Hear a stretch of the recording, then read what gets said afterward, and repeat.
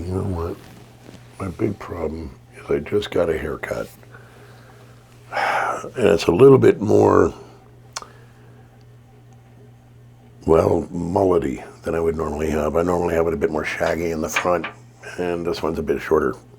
Why? Well, it'll grow. All right.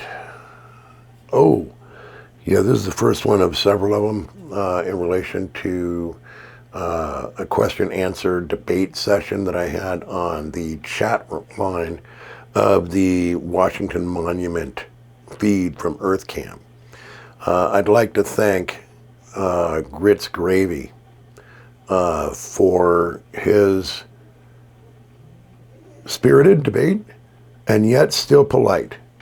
And the fact that he was willing to actually listen.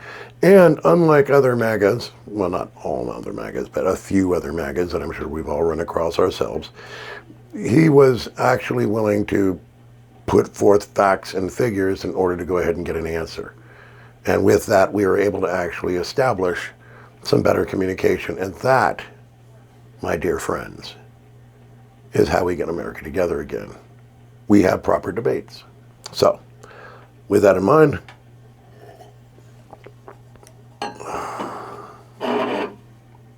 on with the show.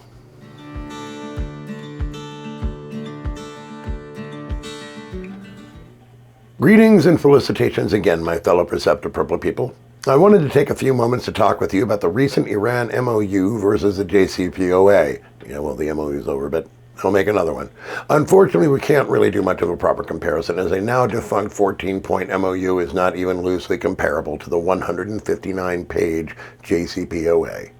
But that is not to say that the JCPOA is not on a lot of people's minds across the political spectrum, because I have found it certainly is.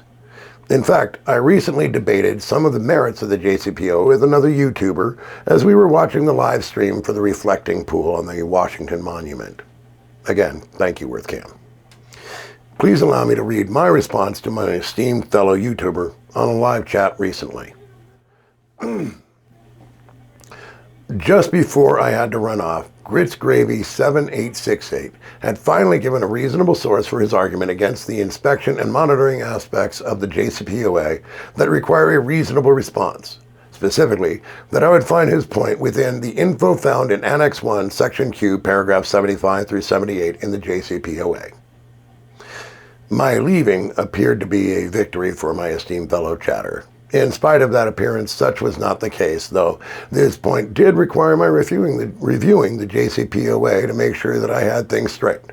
Spoiler alert, I did.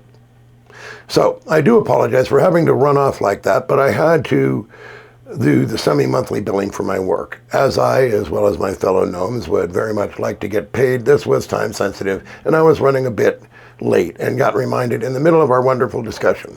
Anyways, as I promised you upon my ill-timed exit, I reviewed the sections that you were kind enough to specify and have returned to give you a response regarding Annex 1, Section Q, paragraphs 75 through 78 in the JCPOA. I chose the EU copy for reference. Link below. I can understand why your originally mentioned source would choose this section for criticism, as it lays out what appears at first glance to be a time-consuming and very bureaucratic system for what one might perceive as warranting a far more urgent timeline. I get it. However, let's break them down and see if they are truly what a mere first blush look would suppose them to be. Firstly, I would remind everyone that this is an agreement between multiple parties, including an apparently opposing nation that had just as much trust in the USA as we have with them. Any agreement is going to have to include reasonable procedures for enforcement of the conditions contained therein for all nation parties, including the opposing nation, to get approved. This necessarily puts a veneer of bureaucratism into the entire agreement, and the section is even trickier than most of them. So the wording must be very carefully worded in all languages involved, by the way. Okay, Section Q, paragraph 75. Boiled down, this merely says that if there are concerns beyond those already being monitored per sections N through P, for example, the IAEA has to give Iran a reason for such concerns and give Iran a chance to explain. Paragraph 76, if the IAEA doesn't like Iran's answer, then they must ask to inspect what they are concerned about before entering into a sovereign nation, i.e. Iran, again, with a written reason given. Paragraph 77, this gives an opportunity for alternatives to be given before the inspections are required by the agreement. Now, before we continue, try to imagine yourself having to make a deal with your HOA about some item on your property. You would demand the same courtesies that are described in paragraphs 75, 76, and 77, wouldn't you? Iran feels similarly. Also, note that there are no given timelines or delay options for these three paragraphs, meaning that any delays would be flexible for the severity of any given issue of whatever importance there might be. This leads us to paragraph 78. This is the paragraph so many pundits like to skewer with claims of delays for Iran to do whatever. But this paragraph outlines is actually pretty fast by government action standards. Indeed, most of the delays aren't actually within the control of Iran, but the rest of JCPOA members. Iran only gets 2 weeks to either put up or shut up from the first notice to inspect in paragraph 76. That's it.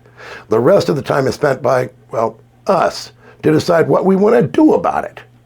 Here is where that delay can occur while we and our allies try to decide what we want to do about whatever is bugging us. Don't like that? Fine, but that's an us problem, not a them problem. I would also add that this is all in addition to our already well-established other sources of information, i.e. CIA, satellites, radar surveillance, etc., being used then and now to keep a close eye on their nuclear activities. As a final point, I would add that prior to the JCPOA and since Trump effectively tore it up, we haven't had any of these abilities for any close scrutiny at ground level. This makes estimation of Iran's activities far more difficult than it would with an additional IEA inspectors. And electronic surveillance in place as well that would have gotten us with this agreement. In summary, this section delineates a reasonable course of actions to be taken if all of the normal surveillance and inspections detect anything amiss, with the benefit of time being on our side, not theirs, to deal with it. Yeah, I know. He asked a simple question, got a pageant. To be honest, there's a lot more that could be discussed on the merits and flaws of the JCPOA, but on balance, it was very beneficial for us. We can only hope that Donny Boy's folly can gain even close to the same results. So what are your thoughts about this? Do you find our position reasonable, or do you have more logical and or rational ideas on the subject? Do be prepared for vigorous yet polite debate, but let's hear it. As always, I'll see you in the comment section below. Till our next chat, remember to keep your balance and stay purple, people. We'll see you again real soon, and let's get America together again.